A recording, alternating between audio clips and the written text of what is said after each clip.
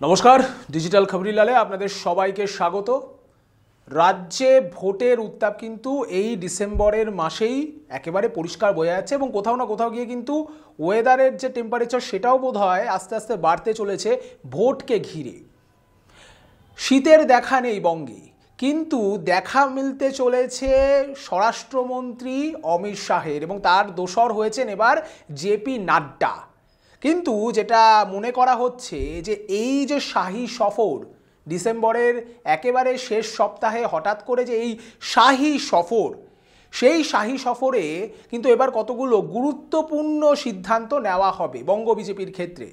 যেটা মনে করা হচ্ছে 42 আসন, যে 42 আসনের মধ্যে অন্তত 33টা আসন জয়ের টার্গেট দিয়ে দিয়েছেন তাদের দলের সেনাপতিদের অমিত শাহ, সেটাকে যাতে বাস্তবায়িত করা যায় সেই ক্ষেত্রে কিন্তু চেষ্টার কোনো কসুর রাখবে না বঙ্গ বিজেপি।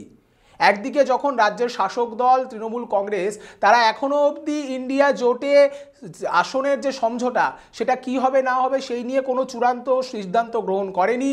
ইন্ডিয়া জোট তাদের মধ্যেও কি অবস্থা, কি আসনের কোন বিন্যাস হবে সেই নিয়ে একেবারে একটা খাপছাড়া অবস্থা। সেই মুহূর্তে কিন্তু যত তাড়াতাড়ি সম্ভব নিজেদের ঘর এবং গড় দুটোই গুছিয়ে নিতে চাইছে বঙ্গ বিজেপি।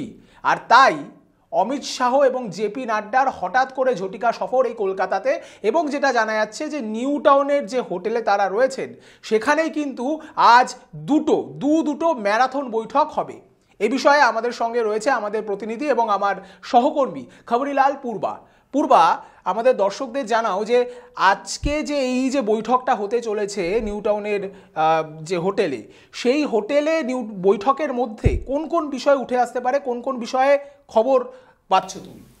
একদমই যা বলেছ, লোকসভা নির্বাচনের আগে বঙ্গের যেমন রাজনৈতিক পারদ চড়ছে, সেই সঙ্গে আবহাওয়া দপ্তরও জানিয়েছে যে এমনি ওয়েদারও চড়ছে।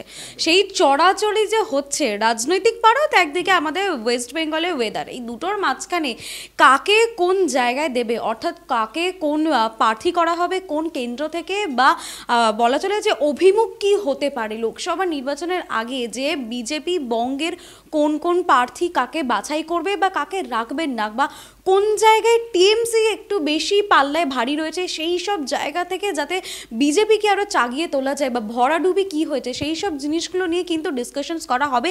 কারণ এইদিকে আমরা দেখেছি যে ইন্ডিয়া জোটে বা তোমার শাসক দল তৃণমূল এবং কংগ্রেস, সেখানেও একটা সমঝোতার একটা জায়গায় খুব বলা চলে জটিল জোটে আটকে রয়েছে। কারণ তারা এক অন্যরকম দাবি করছে, সেই তাদের মাঝখানে যে একটা জটিল জট রয়েছে, সেই জটিল জটের মাঝখানে কিন্তু বিজেপি ছক্কা মারতে একেবারে প্রস্তুত হতে চলে এসেছে আজকের সফরে জেপি নাড্ডা এবং অমিত শাহ। তারা কিন্তু আর ভোটের হয়তো নির্বাচনে এখনো দিনক্ষণ ঠিক হয়নি, কিন্তু প্রচার যেতে শুরু হতে চলেছে, তাই জন্যে কি কি পলিটিক্যাল ইস্যু নেওয়া যেতে পারে বা কোন কোন ইস্যুতে আরও প্রচার করলে ভালো ফল পাওয়া যাবে সেসব নিয়ে আজকে ডিসকাশন হবে। আচ্ছা পূর্বা, এই যে গতবার যারা মোটামুটি জিতেছেন, উইনিং সিটে যারা আছেন, তাদের সবাইকে কি এবার প্রার্থী করা হবে? কি খবর রয়েছে তোমার কাছে? দেখো, গতবারে 2021-এ কিন্তু তারা বলা চলে যে শাহ কিন্তু জেপি নাড্ডা তাদের পক্ষ থেকে বলা হয়েছিল যে 30টা, এবারে 30টা দেওয়া হয়েছে, তখন কিন্তু 22টা বলা হয়েছিল।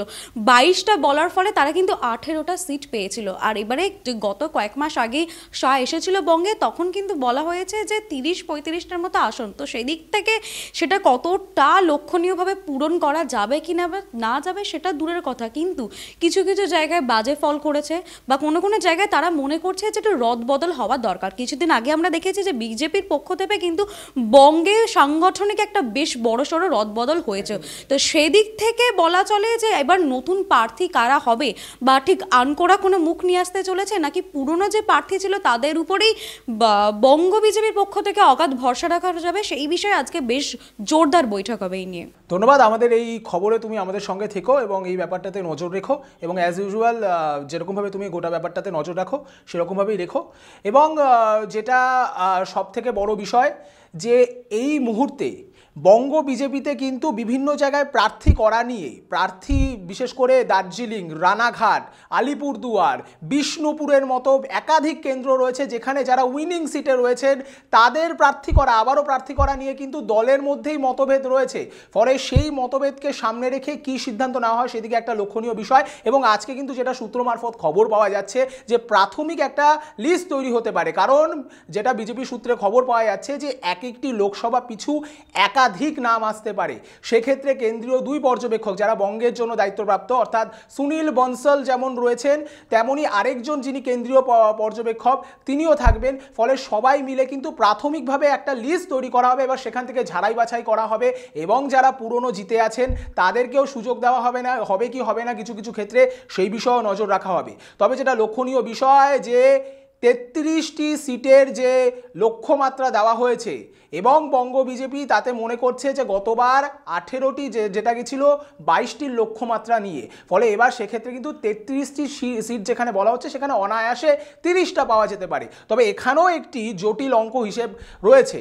এখন বঙ্গ বিজেপি এবং কেন্দ্রের বিজেপি নেতৃত্ব প্রত্যেকেই কিন্তু চাইছেন যে কোনোভাবেই যেন কেন্দ্রে যে ইন্ডিয়া জোট সেই জোটের মানে প্রভাব বঙ্গে না পড়ে, অর্থাৎ বঙ্গে যেন প্রত্যেকটি দল, বিজেপির বিরোধী যারা দল আছে প্রত্যেকে আলাদা আলাদাভাবে লড়ে, তাহলে কিন্তু তাদের আসন সংখ্যা যেটার পথটা বা যে আসনটা তারা চাইছেন সেটা অনেকটাই মসৃণ হতে পারে। নইলে যদি সেখানে সবাই মিলে জোট বেঁধে একের বিরুদ্ধে এক হয় সেক্ষেত্রে কিন্তু অনেক জায়গাতেই প্রবল সমস্যার মুখে পড়বে বঙ্গ বিজেপি, এমনটাই কিন্তু বলছেন খোদ বঙ্গ বিজেপিরই একজন নেতা।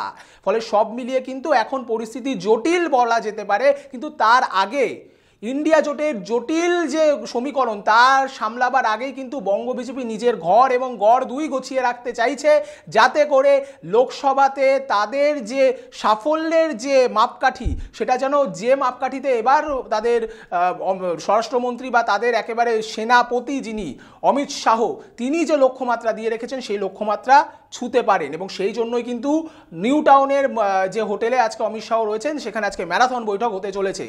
এই দিকে তো আমাদের নজর থাকবে এবং সারাদিন অমিত শাহ আজকে কোথায় যান, কি করেন এবং কি কি রাজনৈতিক বক্তব্য তিনি রাখেন সব দিকেই আমাদের নজর থাকবে এবং তার মধ্যে থেকে কি কি বিষয় উঠে আসে সেই বিষয়গুলো তো আপনাদের সঙ্গে আমরা শেয়ার করি এবং সেই ব্যাপারগুলোতে আপনাদেরকে পুঙ্খানুপুঙ্খ বিশ্লেষণ আমরা জানাই। এবং আপনাদের নজর থাকুক ডিজিটাল খবরিলালের পর্দায়, কারণ ডিজিটাল খবরিলাল মানেই খবর আপনাদের, নজর আমাদের। ডিজিটাল খবরিলাল, খবর আপনাদের, নজর আমাদের।